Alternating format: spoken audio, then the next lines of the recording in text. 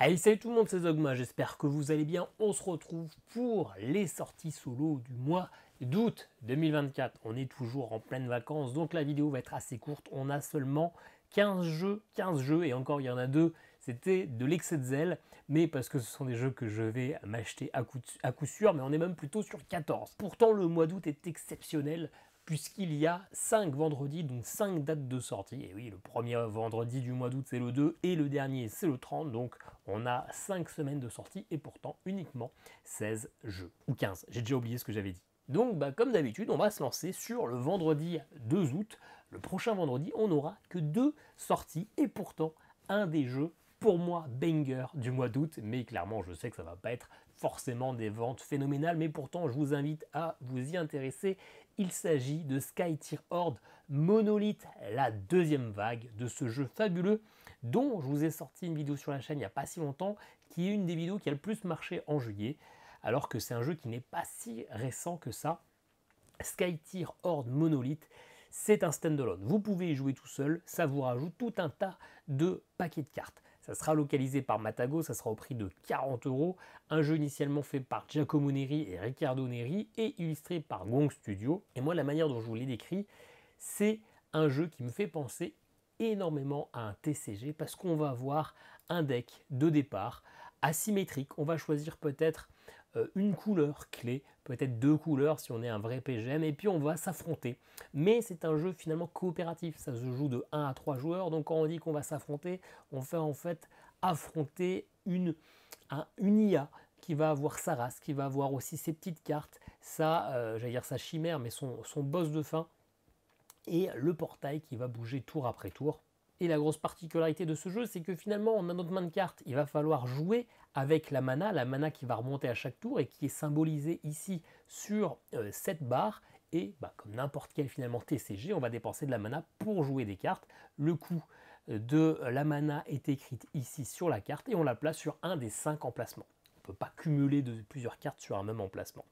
L'automa, lui, va aussi jouer en début de tour une carte qu'il va placer le plus à gauche possible.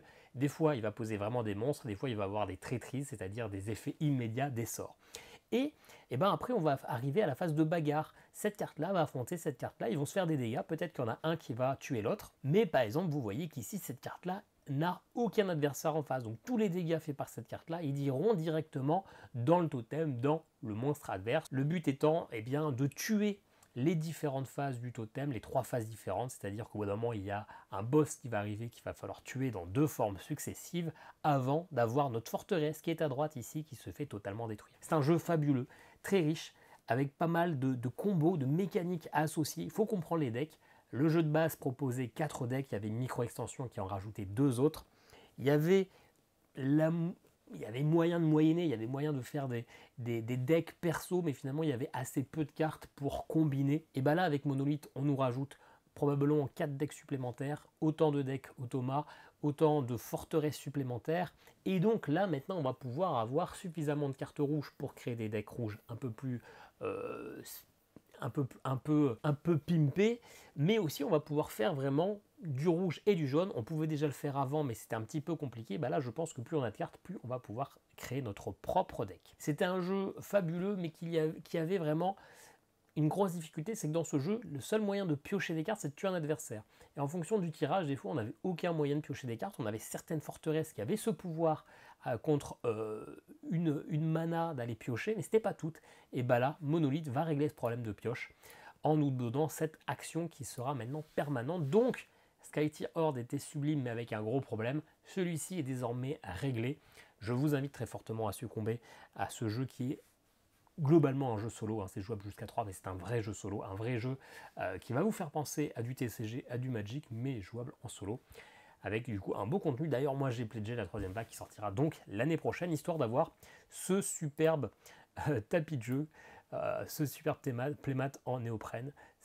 Alors que j'arrête pas de postillonner depuis le début de la vidéo, mon tapis est autant mouillé que ma terrasse, et je peux vous dire qu'en ce moment, on se croirait à Londres, hein. Il y a un deuxième jeu qui sortira ce vendredi, en tout cas un deuxième jeu qui se joue solo, un truc un peu spécial, un truc qui n'a pas l'air très très bon, il faut se le dire, surtout avec la note de BGG. BGG le propose à 6,1 sur 10, donc ça vend pas du rêve. Il s'agit de Papillon Garden. C'est un roll and stamp and write, c'est-à-dire que c'est un roll and write, sauf qu'on va avoir des petits tampons, un peu comme roule tampouille, qui est pour les enfants. Bah là, c'est le roule tampouille des adultes. Alors sur BGG, on a zéro info. On sait juste que c'est Colossal Games et c'est aussi eux qui l'éditent en France.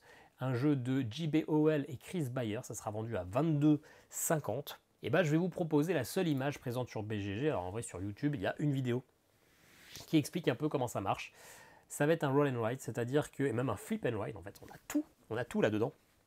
C'est pas pour autant que le jeu est bon. Dans votre partie, vous aurez deux plateaux comme ceci, sauf que on l'aura côté verso qui va nous proposer un peu des bonus à débloquer. Parce qu'ici, ça va être juste la zone, ça va être juste uniquement nos jardins, mais on va avoir une zone avec des fleurs et récupérer des bonus si on valide. On va tirer 3 cartes, et en dessous de ces 3 cartes, on va faire rouler 3 dés. Et du coup, on va devoir choisir une combinaison d'une carte avec un dé. Ces combinaisons vont surtout nous donner des actions sur le plateau que l'on ne voit pas, qui vont nous donner des bonus, mais des fois, c'est tout simplement d'aller faire des tampons. On va pouvoir débloquer des scorings de fin de partie qu'on va pouvoir mettre sur ces herbes hautes. Et globalement, le scoring principal, c'est de faire des parterres de fleurs de la même couleur qu'on va devoir réussir à encadrer avec des murs. Il faut qu'il y ait au moins un parterre de fleurs de 3 bloqués de part et d'autre pour pouvoir scorer. Bon, là, ça semble être de super jolis tampons avec un bon contour noir, etc. Ça m'a l'air magnifique. En pratique, je suis à peu près sûr que ça sera des vieux tampons dégueulasses sans ce côté bicolore, etc. Je pense que ça a vraiment du tout rouge, du tout bleu, du tout jaune. Si c'est vraiment le cas, ça peut être joli. Idéalement, ça serait aussi des plateaux effaçables, parce qu'il y a bien moyen que si les feuilles soient assez fines avec le tampon, et ben quand on le retourne, et bien ça se voit à travers. Je ne sais pas. Ça m'a l'air très limité, très peu de combos.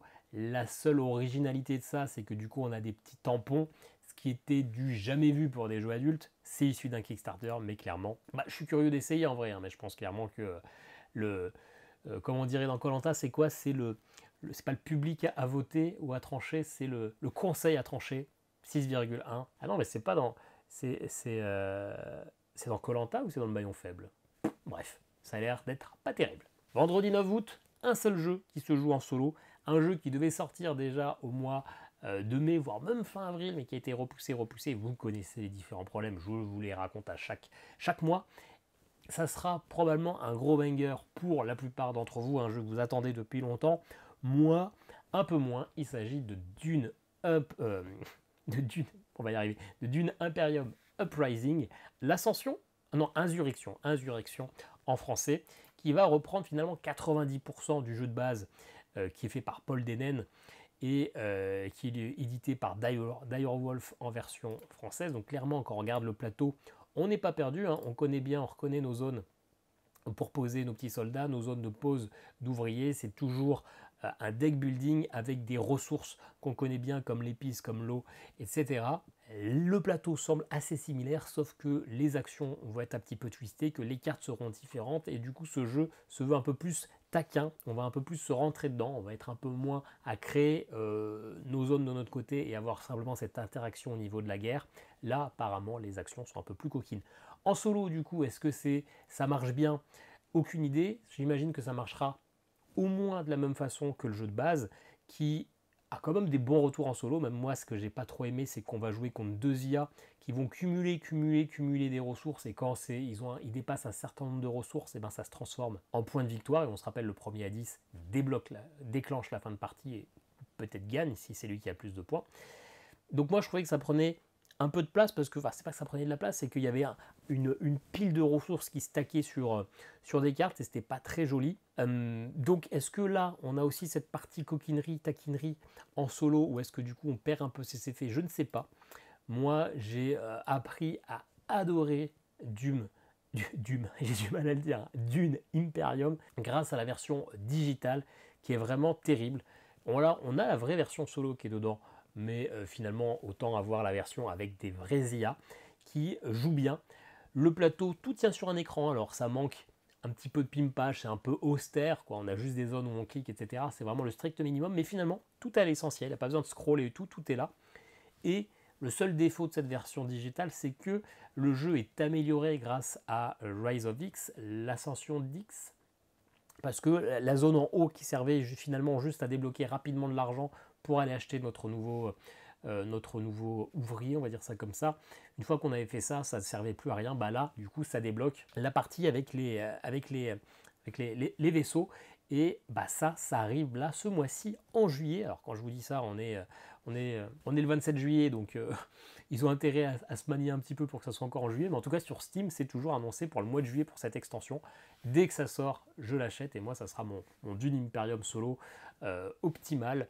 Je ne pense plus jouer à la version physique, en tout cas aux jeux de société en solo, mais clairement la version digitale. Ça fait longtemps que je n'y ai pas joué, mais c'est un petit kiff. Donc pour moi, ça sera ma sortie du mois, ça sera l'extension Rise of X en digital. Mais du coup, d'une Imperium Uprising, je pense que ça me touche pas trop en sortie solo. Ensuite, un des jeux que j'ai dans ma pile, enfin ma pile, mon appartement de la honte, c'est même plus une Kallax. Bon, si, en vrai, c'est une Kallax. Une Kallax et puis des piles au-dessus de la Kallax. Mais on est prêt, oui, on est quasiment à une salle de jeu de la honte. C'est une extension qui va sortir de ce jeu, qui est du coup depuis 1 an dans ma pile de la honte, je crois, que j'ai acheté à Karine de Carnet de Jeu. Elle m'avait fait un petit prix parce qu'à ce moment-là, en plus, il était en rupture de stock le jeu. J'ai le jeu de base et toujours pas joué. C'est le jeu le plus compliqué de ma bibliothèque, un jeu, enfin en tout cas au niveau de la difficulté BGG, c'est un jeu qui est je crois dans le top 10 de BGG. On pourrait aller vérifier, mais je ne le ferai pas parce que j'ai la flemme. Et bien là, on a son extension qui sort. Je voulais bien sûr parler de Projet Gaïa avec l'extension The Lost Fleet, donc la dernière flotte. Je ne sais pas si ça sera traduit en français. 4,38 sur BGG, c'est un jeu qui est assez lourd, c'est un jeu qui a une richesse folle, une profondeur folle, une courbe de progression assez importante qui a priori n'a pas forcément des règles si compliquées, mais ce qui est compliqué c'est de bien jouer. Et bien là vous avez un peu de more of the same, comme on dit, un peu plus de la même chose. On va débloquer des nouvelles factions, on va avoir une nouvelle action sur le plateau, des nouvelles tuiles, une nouvelle zone sur la map qu'on va pouvoir débloquer. Bref, un peu plus de tout. C'est toujours édité par Super Meeple, c'est 38 €. D'ailleurs, c'est pas The Last Fleet, c'est The Lost Fleet. J'avais mal lu, donc ce n'est pas la dernière flotte, mais la flotte perdue. Ne vous y trompez pas, n'achetez pas la version Wish de l'extension de Gaia Project, vous serez peut-être déçus. Bref, en solo, apparemment le jeu marche bien. Est-ce que cette extension fonctionne en solo? Je pense qu'elle fonctionne tout autant parce que ça rajoute un peu plus, donc un peu plus d'éléments à votre jeu favori. Moi, clairement, pour l'instant, je ne l'achèterai pas tant que je n'aurai pas encore joué une seule fois à ce fichu Projet Gaia. Un des jeux dont j'ai parlé le mois passé, je l'avais passé un peu brièvement en vrai, parce que c'était le dernier jeu de la vidéo, et je vais le passer tout aussi brièvement, parce que du coup, quand on a fait un truc à moitié le mois passé, on n'a pas envie de s'y remettre, quoi. On a toujours cette flemme, et je n'ai pas ce perfectionnisme qui m'oblige à faire mieux que la fois d'avant. Donc on va rester sur un niveau néant d'explication pour Dune, voire Fort Arrakis. Après tout, je vous ai déjà parlé de Dune Imperium. Après, on va croire que j'ai été acheté par l'auteur du livre pour parler de tous les produits à licence qui sortent. Là, c'est un wargame, un gros jeu, parce que ça va coûter, c'est écrit où 130 €, c'est édité par Cool Mini or Not, donc on a plein de figurines, on a un grand plateau, alors un grand plateau pour le coup avec beaucoup de vide, alors j'imagine qu'il y a quand même des cases pour se mettre dans le désert, que tout va pas se passer sur cette mini-carte, sinon ça serait un petit peu con-con. Un jeu qui apparemment, même si on voit surtout des cartes, a un système de sélection de dés ingénieux, comme ils mettent dans la description. Ils sont où les dés? On va bien en voir, comme apparemment c'est la mécanique principale de choix d'action, ce sont les dés. Il n'y a pas un mec qui est fichu de nous montrer les dés en photo, à part pour se toucher sur des peintures qui ont été faites. Après, il n'y a plus personne. Bien, ils sont tout petits, ils sont flous, c'était pas l'objet de la photo, mais voilà, vous voyez qu'il y a des dés, et avec ces dés, on va pouvoir activer des actions, on va forcément aussi avoir un système d'événements avec des cartes qui vont permettre de déclencher des éléments relatifs au livre. Alors, je vous montre une belle photo ukrainienne, ça c'est beau. Bref, c'est un gros jeu type wargame avec du dé et de la carte. Ça a plutôt une belle note quand même, hein. C'est du 8,5 pour une difficulté 3,6. Ça marche quand même pas ça marche a priori pas très bien en solo quand même, hein. 56% des gens ne le recommandent pas, il n'y en a que 4 sur 39, 10% qui disent que c'est le meilleur config. Donc bon, plutôt pour du multi, en même temps c'est du wargame, hein. Et le dernier jeu de cette semaine-là, j'ai cru que c'était un bug parce qu'il y a plein d'influenceurs qui ont reçu ce jeu-là déjà il y a un mois et demi. Déjà dans des anciennes sorties solo, on m'a dit non, t'as oublié de parler de ce jeu, c'était déjà au mois de mai. Et Loudoum et Philibert le listent pour le mois de juillet. Donc j'ai l'impression qu'il sort vraiment ce mois-ci et que finalement je n'avais pas fait d'erreur en mois de mai. Et donc si je l'avais su, je n'aurais pas passé 3 nuits à pleurer comme quoi mon travail était tout pourri. Il s'agit de Pirates of Maracaibo, donc les Pirates de Maracaibo. Comme Maracaibo, ça sera édité par Super Meeple, c'est à 45 €.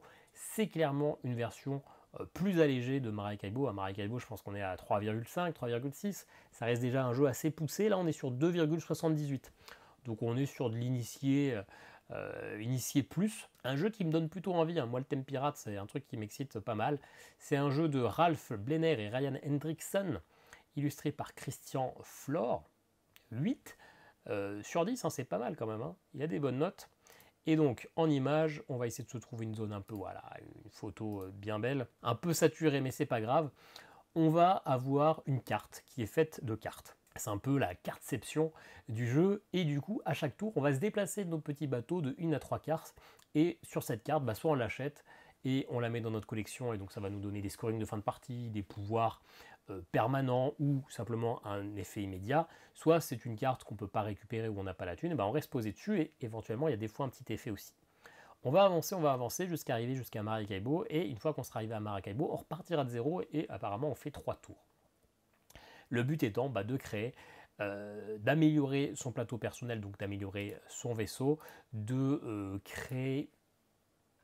choisir nos scorings et de mettre en place la stratégie pour que nos scorings soient efficaces. Vu comme ça, c'est pas ultra beau non plus, mais moi c'est le genre de jeu justement que j'aime bien parce qu'on est sur de l'Eurogame avec une stratégie, mais dans un jeu qui n'est pas non plus trop compliqué. Il n'y a pas une surcouche de règles, etc. Alors, est-ce que c'est un poil léger? Je ne sais pas, mais pour le coup, je suis plutôt hypé. C'est quelque chose que j'ai bien envie d'essayer. Ça m'a l'air de plutôt bien fonctionner. Et puis j'avais vu le retour des gens en cravate qui a mis une cravate d'or dessus. Et donc, moi, je rejoins plutôt ses avis sur les jeux. Alors, pas toujours, mais s'il dit que c'est bien, j'ai plutôt tendance à le croire. Donc, j'ai bien envie d'essayer Pirates of Maracaibo. Voilà, on passe au vendredi 23 août. Là, on sent que on arrive juste avant la rentrée scolaire. Tout le monde est rentré de vacances. Tous les jeux qui traînaient devant la porte du garage avec un petit post-it du facteur disant il n'y avait pas de place dans la boîte aux lettres, je te l'ai laissé caché derrière ta poubelle. Et ben, ils sont là, prêts à sortir au niveau des magasins. Donc là, du coup, c'est la plus grosse journée. Hein. On a 7 jeux. C'est pas non plus la folie par rapport à ce qu'on avait pu faire au mois d'avril, mais tout sort à ce moment-là. Notamment le premier, qui lui est sûrement celui qui était en dessous de la pile alors qu'il a passé la semaine de vacances à pleuvoir, puisque c'est Mycelia, donc il y a plein de champignons dessus. Vous avez compris la vanne, on s'explose les zygomatiques tellement on rigole. C'est un jeu qui sera localisé par Happy Meeple Games, donc cette société belge, au prix de 66,50 €, donc cette société belge que l'on connaît pour des jeux à tarif prohibitif, comme First in Flight, alors que le jeu est super, mais clairement il ne valait pas son prix. Là, alors on va se prendre une petite page, petite photo, ça sera très bien. Vous voyez que, alors non, on va en prendre une autre, plutôt celle-ci. Vous voyez qu'on a un parterre de tuiles triangulaires. Ce parterre va avoir plusieurs couleurs. Ces couleurs, en fait, ça va correspondre à une ressource. On va chacun avoir un champignon mer, par exemple. Allez, on va prendre lui. Lui, il a un champignon rouge mer, c'est son champignon principal. À chaque tour, on va avoir 2 actions parmi 6 potentielles. Et ces actions, ça va être de déplacer notre champignon mer, de produire des spores, de multiplier les spores, de créer des nouveaux champignons, etc. Bref, on est dans une forêt et on a besoin de s'étendre. Quand on va placer des spores, en fait, ces spores-là, on ne va pas les placer comme on veut, on va lancer un dé qui va nous donner le sens du vent. Bah oui, les spores, hein, ça s'envole, et donc on va pouvoir les répartir jusqu'à une certaine distance en suivant le sens du vent. Le but étant de créer un lien de mycélium, c'est-à-dire que vous voyez que ces cubes rouges sont liés à celle-ci, et à ceci, à ceci, à ceci, à ceci, parce qu'ils sont adjacents. Et le cube rouge, ce spore, finalement, correspond à la ressource qui est en dessous. Le rouge ne veut rien dire, par contre c'est un rouge sur un triangle marron, donc j'imagine que c'est une ressource de type caca. Alors qu'à côté, c'est une ressource de type miel, hein, évidemment. Ça doit sûrement être ça. Et donc, peut-être qu'on va vouloir jouer des cartes, comme on aperçoit un petit peu sur le côté. Cette carte-là, ça nous dit, il faut des spores de tel endroit, tel endroit, tel endroit. Et donc, quand vous jouez, finalement, un champignon, vous pouvez utiliser n'importe lequel de vos ressources du moment qu'ils sont adjacents, que ça fait que c'est lié. Par exemple, on pourra utiliser tous ces cubes-là, mais on ne pourra pas utiliser ce cube-là pour la même création de champignons. Il faut que ça crée un lien, un réseau, que le champignon ait créé tous ses petits copains, etc. Et ce qui est assez rigolo, c'est qu'à un moment, quand on pose notre champignon sur la tuile, eh ben, les spores de l'adversaire deviennent en fait mes spores. C'est pas parce qu'il est jaune qu'ils sont toujours à mon adversaire. J'ai mon champignon qui a poussé dessus, je prends le contrôle de tous les spores. Et donc finalement, c'est un jeu qui a l'air d'avoir beaucoup d'interactions négatives. On va un peu s'embêter, etc. Ça a l'air, je pense, un petit peu compliqué au départ de bien gérer la manière de poser les spores, de gérer nos ressources. Là, je pense qu'il y a un petit temps d'adaptation. En plus, les champignons, au bout d'un moment, ils pourrissent. Quand ils pourrissent, vous voyez que lui, il a retourné la carte parce que quand ils pourrissent, eh ben, on a un effet différent et au bout d'un moment, le champignon va disparaître. Je pense qu'il y a un petit truc à prendre, mais ça n'a pas l'air mauvais. 7,2, ça n'a pas l'air extraordinaire non plus. Je ne sais pas du tout ce que ça vaut en solo, mais j'aurais plutôt envie d'essayer. Encore une fois, je pense que c'est quand même beaucoup trop cher. Hein. Je ne sais pas combien il coûte en VO. En VO, il coûte 70$, hein, donc c'est un peu le même prix pour le coup. Mais après, les Américains ont leur jeu qui est généralement plus cher, il me semble. Hein, c'est quand même pas le même train de vie. Les salaires sont pas les mêmes aux États-Unis, ils sont un peu plus élevés. Bien, on va maintenant passer à Cartographers. On l'avait signalé au mois de juin, ça a été repoussé au mois d'août. Normalement, ça devrait sortir. Après, toujours à prendre avec des pincettes ce que je dis, hein, parce que le nombre de jeux qui sont décalés, c'est assez impressionnant, mais bon, c'est normal. Donc, il y a le paquet de cartes numéro 2 qui sort, on l'avait dit la dernière fois, ce qui veut dire que ça prend la carte. Ils ont, en VO, il y a plein d'extensions, mais qui sortent à l'unité. Là, nos packs nous rapportent à chaque fois 3 cartes. Donc, on a déjà eu un premier pack avec 3, et là, on en aura 3 autres dans ce pack-là, avec la version Frozen Expanse, le royaume des géants de glace, qui va du coup, vous en doutez, nous rajouter une partie avec de la glace. Je ne sais pas ce que ça fait, mais ça fait un petit truc supplémentaire. Voilà. Vous avez une carte qui va nous rajouter des steppes ardentes, avec, vous voyez, des zones, j'imagine, potentiellement dévastées. Et puis là, ça, je sais pas. Enfin, je n'y ai pas joué. Hein. Et le marché des Westlands. Celle-là, je sais comment ça marche. On a une deuxième carte à côté avec des objets qu'on va pouvoir acheter au marché. Et ces objets, ils vont nous donner des bonus. Voilà. Cartographeur, c'est l'un des meilleurs flip and ride. Clairement, je vous le conseille. J'ai pas le premier pack de cartes, mais j'ai Cartographeur Heroes, qui est du coup aussi un autre pack de cartes. J'ai bien envie de me le prendre celui-là. Je ne sais pas si le premier est encore disponible de pack, mais clairement c'est toujours cool de mélanger les nouveaux objectifs, les cartes, etc. et d'avoir un jeu un peu ultime, ça c'est franchement cool. En plus c'est pas très cher, hein, c'est 27€, donc ça fait 8€ la carte, ça fait peut-être un peu cher, mais en vrai ça va, c'est très correct, c'est le prix du jeu de base, sachant que c'est, j'imagine, un peu un standalone. Je suis pas sûr qu'on soit vraiment obligé d'avoir le reste, mais ça j'ai pas vérifié, et ça sera fait par Intrafin. Un jeu qui n'aurait pas dû être là, parce que ce n'est pas un jeu solo, mais je vais l'acheter ce mois-ci. Alors je vais dire Day One, mais peut-être pas, parce qu'en vrai j'ai acheté le précédent avec un train de retard et je les ai pas encore tous à 100%, mais c'est le nouvel Unmatch Sun's Origin en version originale, c'est-à-dire Soleil Levant. Chez nous, ça sera par Yellow, ça sera au prix de 22€. Ça rajoute 2 nouveaux persos.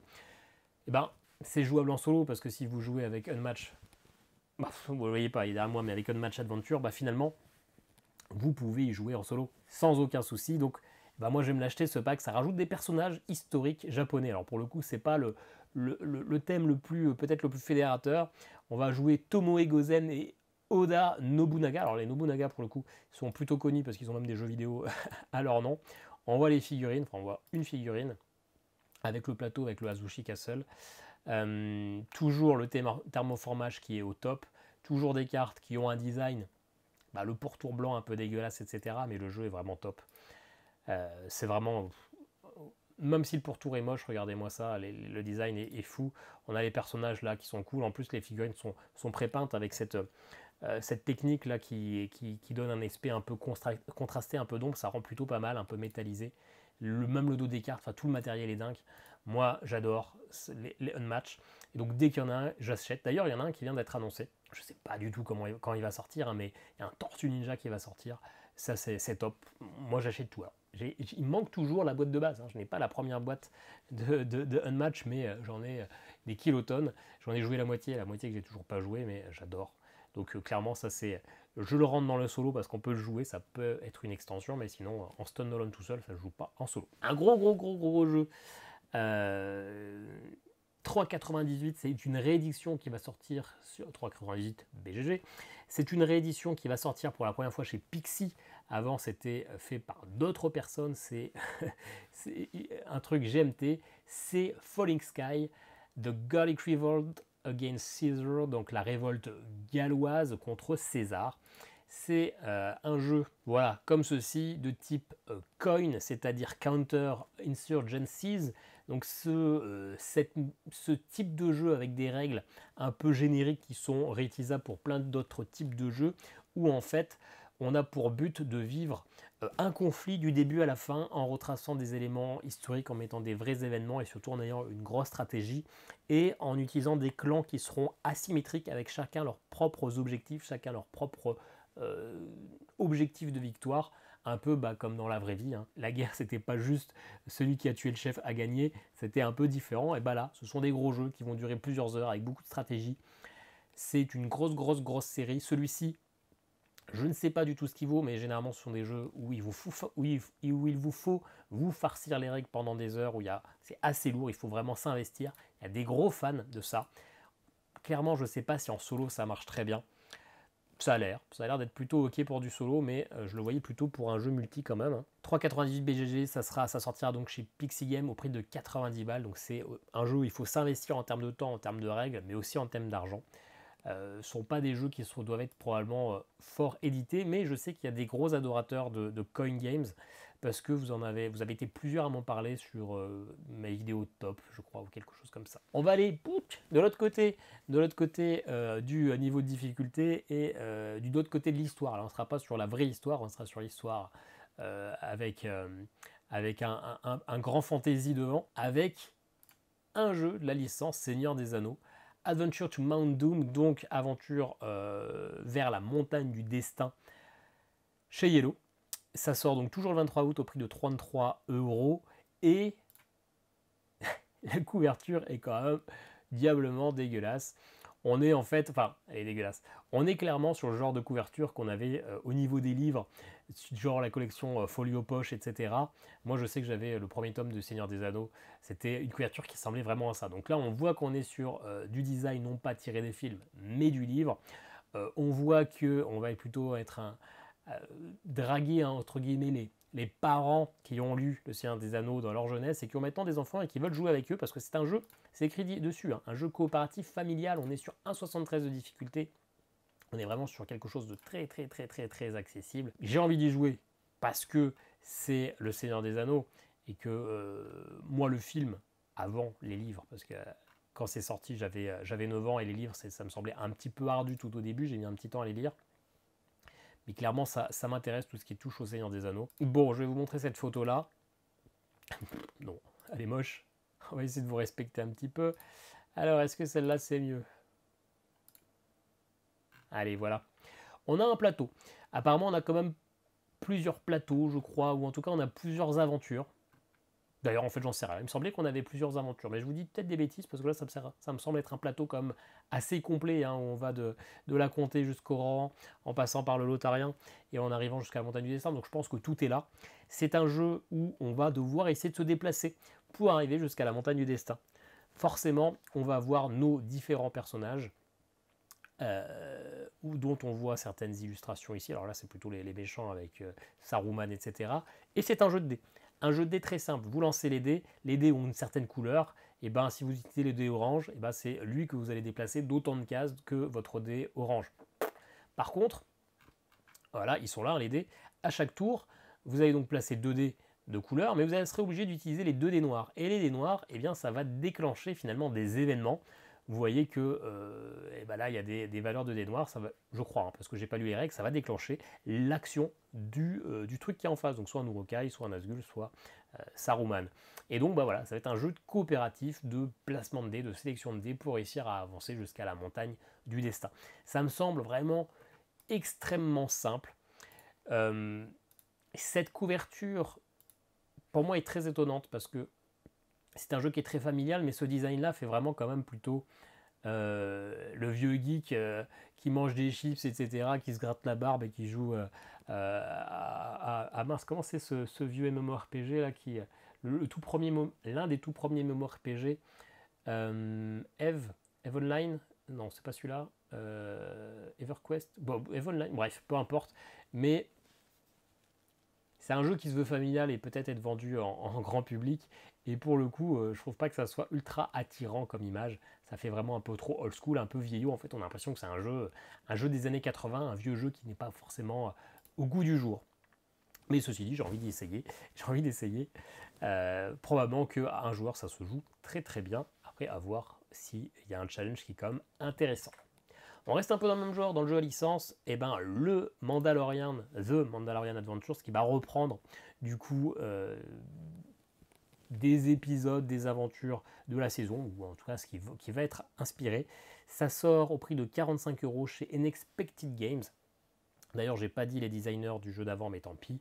Ici, ça sera Cory Konizia, avec différents artistes. Alors, je vais vous montrer une petite photo. Alors, on n'a aucun avis pour l'instant, on n'a pas de difficulté, on a assez peu d'infos, même s'il y a quand même des vidéos sur YouTube. Voilà, bon, ça va être assez petit. On a un livre-jeu, un peu comme le Seigneur des Anneaux, livre-jeu, mais pas celui que je vous ai présenté, celui dont vous avez vu une vidéo il y a un an. Livre-jeu, mais livre-jeu quand même assez restreint, parce que vous aurez 4 cartes dans ce livre, donc il n'y aura pas non plus énormément de champs de bataille. Mais par contre, vous allez avoir des missions différentes et c'est un jeu à campagne. En tout cas, vous avez 2 enveloppes de contenu à débloquer qui vont vous rapporter du contenu. La particularité du jeu, c'est que chaque map va avoir ici une petite règle particulière, un petit bonus qui dépend. Vous allez placer au début du scénario vos personnages ici et les ennemis à cet endroit-là. On va voir si on n'a pas une autre photo quand même. Un peu plus zoomé quand même, ça serait bien. Et peut-être celle-là, est-ce qu'elle est un peu plus grosse? Bref, non. Et donc vous allez avoir des cartes, vous allez avoir votre deck avec, on voit ici, très bien, des cartes simples avec juste une valeur ou souvent comme des cartes un peu spéciales avec un texte. Vous jouez la carte en face de l'action en question. Se déplacer, attaquer, alors l'intelligence je ne sais pas ce que ça fait et planifier non plus. Si vous jouez une carte de 2 au niveau de l'action déplacée, vous vous déplacez à 2. Mais quand vous jouez la carte, vous faites aussi le bonus, l'action spéciale. Donc c'est un jeu coopératif, tour après tour, on va jouer des cartes, etc. Sauf que sur une action, si à un moment vous atteignez la valeur de 5 quand vous cumulez les cartes, notamment ici, 3 plus de 5, une fois que vous avez fait l'action, vous tirez une carte événement et donc il va se passer des choses.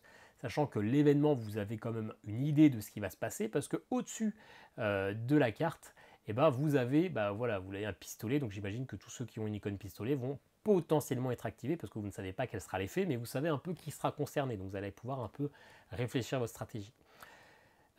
Ça m'a l'air... En fait, je ne saurais pas trop quoi en dire. Je ne sais pas si le rendu est bien, si c'est très familial, s'il y a du challenge, si ce que ça apporte au niveau des enveloppes, c'est rigolo. Là, le plateau fait très jaune, pas très beau en même temps. The Mandalorian, ça se passe quand même souvent dans le désert. C'est vu du dessus, donc c'est pas très joli. Ouais, je trouve pas que je suis pas très attiré par le matériel, etc. Ceci dit, et puis je pense que cette mécanique de si on dépasse 5, on déclenche un événement, ça va nous forcer à faire une action là, une action là, une action là, une action là, et essayer de mettre toutes nos cartes de manière à jamais dépasser 5, et donc finalement faire un petit peu tout. Enfin voilà, j'ai l'impression que ça va peut-être manquer un peu de challenge et que finalement l'idée ça va être juste de jouer 4 cartes à 4 endroits différents, histoire d'être à peu près sûr de réussir. J'attends de voir, je suis curieux, j'ai envie d'essayer. Même si Star Wars c'est un jeu, une licence ultra populaire, je ne m'attendais pas à avoir un jeu The Mandalorian, enfin je le savais parce que je ne l'ai pas découvert aujourd'hui, mais je ne m'attendais pas à cette licence-là. Curieux d'essayer, je ne sais pas encore la difficulté, il n'y a pas encore, si, il y a quand même 41 commentaires et 26 notes, mais ça ne s'affiche pas ici. Je ne sais pas pourquoi, j'imagine qu'il n'y a pas assez de notes encore. Pour l'instant, la note moyenne est à 7,5, donc plutôt ok quand même. Et ça, j'ai bien envie de tester. On arrive un peu sur l'Arlésienne. Donc je suis même pas sûr qu'il sorte vraiment maintenant, parce que j'avais cru entendre qu'il était décalé au mois d'automne, à la saison d'automne, et finalement je le vois là à la fin août. Donc je ne sais pas trop ce qu'il en est. En tout cas, on parle de l'extension de Aube, de Lueur, qui s'appelle Aube, qui est déplacé. Un jeu qui apporte officiellement le mode solo, parce que pour l'instant le mode solo était officiel mais pas en physique, il fallait le télécharger et l'imprimer. Bah là il sera dans l'extension. Un jeu très simple mais qui est marquant par son design, ses cartes en noir et blanc avec de l'embossage sur les cartes, du vernis sélectif, du relief et des petites touches de couleur au niveau des actions et des dés.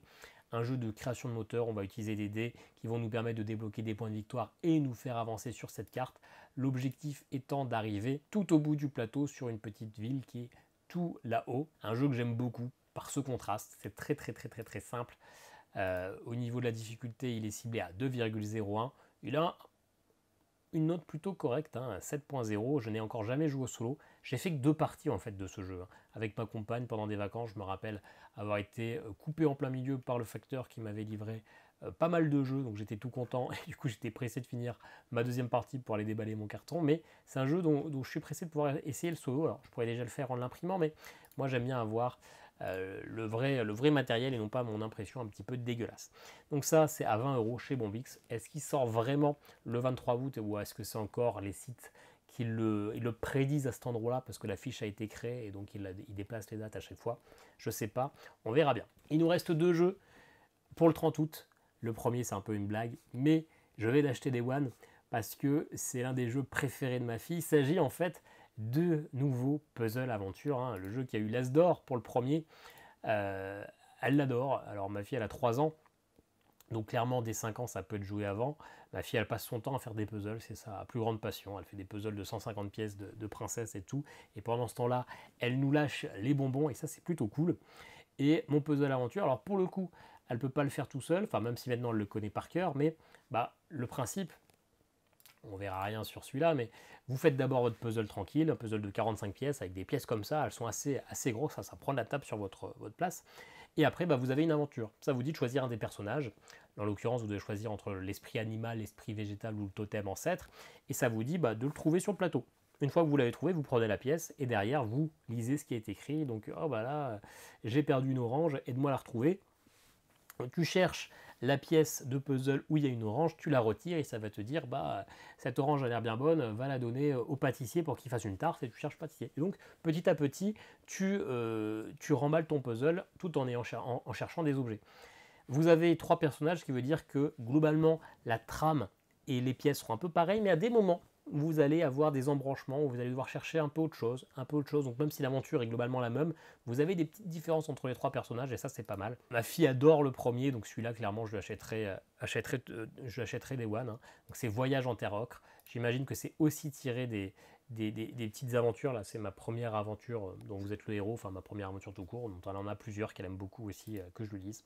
Donc voilà, ça se joue en solo, mais c'est un puzzle pour enfants, donc c'était pour la blague, mais je vais l'acheter. À 17 € parce que j'ai le Game Pass, le Ludum Pass, sinon ça sera à 19 €, édité par Gameflow. Et sinon, le vrai seul jeu solo qui sort le 30 août, un jeu Lucky Duck Games dont je n'ai encore pas entendu parler, à part un peu sur le divan d'un monde de jeu quand ils ont reçu l'équipe, mais j'ai l'impression qu'il n'y a pas trop eu de com encore sur ce jeu, donc c'est pour ça que je suis un peu surpris qu'il sorte le 30 août. Il y a moins qu'il soit décalé de toute façon avec tous les retards au niveau des ports, etc. Donc grande chance qu'on en reparle en septembre. Il s'agit de Wild Tiled West, un jeu de pose de tuiles. Alors on sait que Lucky Duck Games est plutôt dans la gamme initiée. Là on est dedans. Le nouveau jeu de Paul Denen, donc Clank et Dune Imperium, un jeu de pose de tuiles dans un univers western. Je vous avoue que du coup j'ai regardé un peu. Il y a une phase de draft où on va choisir nos tuiles et après on va les placer. Et ce dont je suis un peu étonné, c'est que pour l'instant, alors, on a des villes différentes, on a des plateaux asymétriques, on a plein de scoring, plein de trucs. Je vous avoue pour l'instant ne pas encore avoir saisi ce qui faisait qu'il était original par rapport à d'autres jeux de tuiles. Parce qu'on a du positionnement, on a des bonus qu'on récupère en se mettant sur les tuiles, on a de la collection de vaches, on a plein de petits scoring, plein de petits trucs, hein, ils sont tous mis ici, mais j'ai quand même l'impression que c'est assez classique. J'ai pas l'impression que la mécanique de pose ou de prise de tuiles soit spécialement originale. Alors, à ceci près que la manière dont on récupère les tuiles, est-ce que je peux vous le montrer? Bah ici, la manière dont on récupère la tuile, c'est qu'on place un dé et on va pouvoir récupérer, enfin, donc on lance le dé a une certaine valeur et donc on va pouvoir récupérer la tuile la plus proche du dé et en s'en éloignant petit à petit. Donc est-ce que un peu, je pense que ça a un côté un petit peu mince ce jeu avec la loutre là, très, très feel good. Bon bref, peu importe. Donc voilà, il m'a l'air assez classique et ce dont je suis étonné, c'est qu'il a quand même une difficulté à 2,71, ce qui me semble quand même assez compliqué pour entre guillemets, un bête jeu de tuiles. Donc il doit vraiment y avoir un truc que j'ai pas saisi. En même temps, j'ai pas lu les règles, j'ai pas vu de vidéo, j'ai juste lu un petit peu le descriptif et vu la vidéo de Rachel sur la page YouTube de Néoludis. Donc probablement un peu plus poussé qu'il n'y paraît. Mais et en plus il a 7,7, donc c'est quand même une belle note. Alors après c'est un jeu issu d'un Kickstarter, donc généralement quand on a reçu notre Kickstarter qu'on attend depuis un an, on est content, donc on lui met une belle note, on se force à l'aimer, à voir, curieux. Peut-être une déception, je ne sais pas, mais curieux quand même. Voilà, on n'a parlé que de 16 jeux et pourtant on est quand même à 44 minutes. On a quand même parlé plus que de raison. Moi, il y a 3 jeux que je m'achète forcément, c'est Skytier, Horde, Monolith. Et après, c'est le Unmatched Soleil Levant et mon puzzle aventure. Mais sinon, la grosse sortie pour moi, ça sera Skytier, Horde, Monolith. Est-ce qu'il y aura une vidéo? Je ne pense pas, parce que je viens de vous sortir la vidéo de Skytier, donc je ne suis pas sûr que ça apporte grand-chose. Sinon, le gros jeu quand même du mois, je pense de manière générale, c'est Dune Imperium Uprising, mais pas pour moi. Les jeux qui me chauffent, sinon que j'aimerais bien essayer, et d'ailleurs je pense que je vais les demander aux éditeurs, c'est Pirates de Maracaibo. Et ça, si Super Meeple me dit non, je me l'achèterai quand même. Le Seigneur des Anneaux vers la montagne du destin. Si Yellow ne me l'envoie pas, c'est pas très cher, mais c'est quand même très familial, donc je sais pas si je le prendrai. The Mandalorian, c'est quand même un poil cher, mais j'ai vraiment envie de voir ce que ça donne. Et Wild Tile West, c'est 60 €. Donc c'est quand même cher, donc j'imagine qu'il y a pas mal de matos quand même. Lucky Dog Games, on n'en a pas encore parlé, mais généralement, il m'envoie assez facilement les jeux que je demande, donc ça, je pense que je devrais le recevoir. Mais sinon, moi, mon jeu du mois, c'est Skytier, Horde, Monolith. Il n'y a pas de doute là-dessus. Voilà, dites-moi ce que vous avez pensé de cette vidéo. Qu'est-ce que vous avez pensé de ces jeux? Qu'est-ce qui vous chauffe? Est-ce qu'il y a un de ces jeux là-dedans que vous allez acheter? Est-ce que vous attendez un Kickstarter que vous allez devoir recevoir, que vous allez recevoir? Moi, je reçois Conservas là, je pense début de semaine. La Poste là, il n'est plus en Espagne, il est en France auprès de la Poste. Donc ça sera une de mes prochaines, non pas vidéo, mais une de mes prochaines découvertes. Est-ce que vous attendez des jeux là au mois d'août? Et puis, abonnez-vous. Ciao, ciao.